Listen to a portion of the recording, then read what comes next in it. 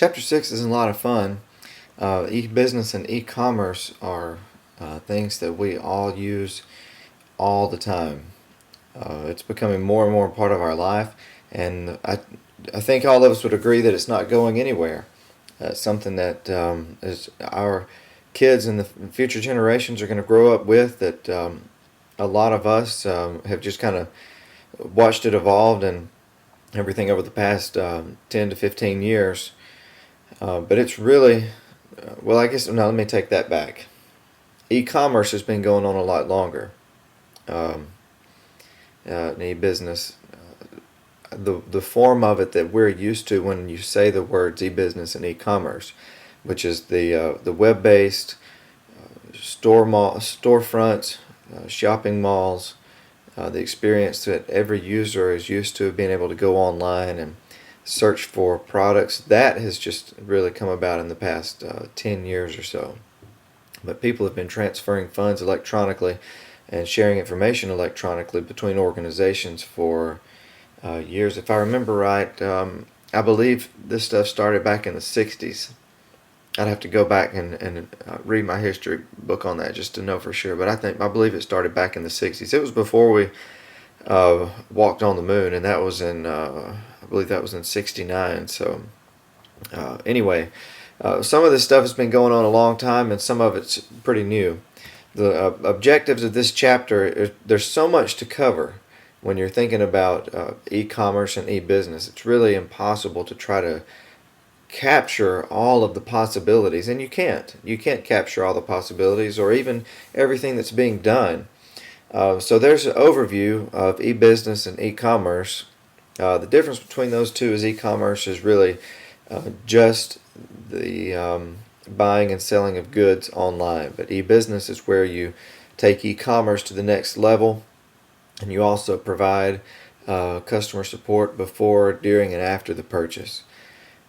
And then also e-business would also include the B2B, where you're going not just to the final consumer, but to your business partners up and down the supply chain or the value web, whatever you want to call it, however you look at it. You know the concept that I'm getting at there. And so we're going to talk about business to consumer e-commerce, business to business e-commerce, electronic payments, and then some ethical and legal issues in e-business. Now this slide in the slide set is actually way down towards the bottom, but there's just so much in there that my overview would get really long if I didn't go ahead and jump down to this topic and let you kind of look through the rest. The long tail is one of the things that is really, we're going to read the book later in the semester, but it really exemplifies the concepts that we're talking about here in e-business and the changes that have come about. If you look at the tail here, the very front end of the tail is the number of products that a traditional brick and mortar store can carry. So basically you're going to have someone in the organization who's going to choose what those top, over here they're talking about songs, the top 39,000 songs that are available for you to purchase at a store. Like if you go to Walmart, you go in, there's approximately 39,000 songs on different CDs that you could purchase.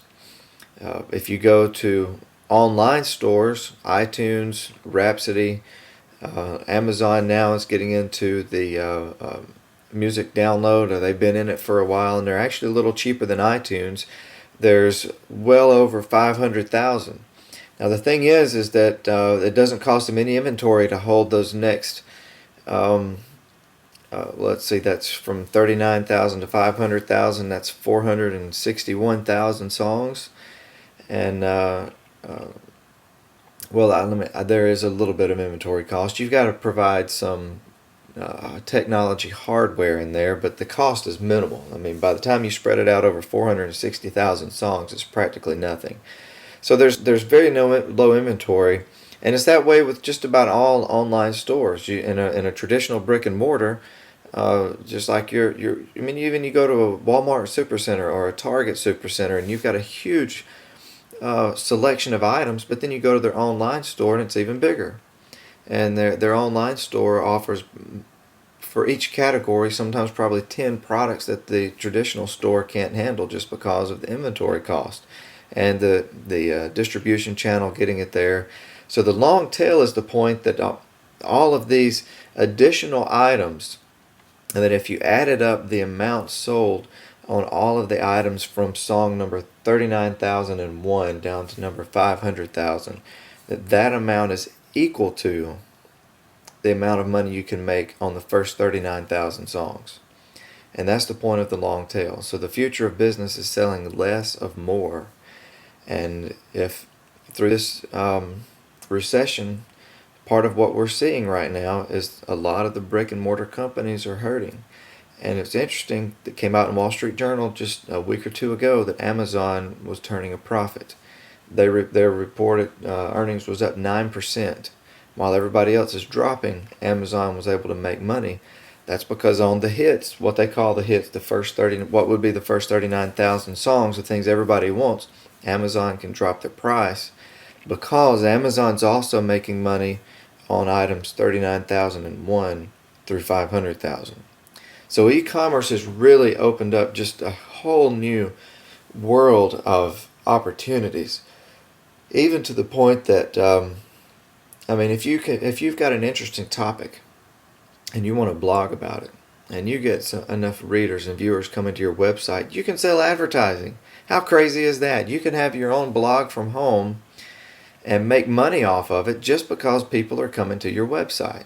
I mean, it's just really amazing the opportunities that are out there now thanks to e-commerce and e-business. So this chapter is a lot of fun. I could go on and on about it, but I know you're already familiar with a lot of the things that we would talk about. So just go ahead and look through the rest of the slides, read the chapter, and as always, if you have any questions, give me a call or shoot me an email.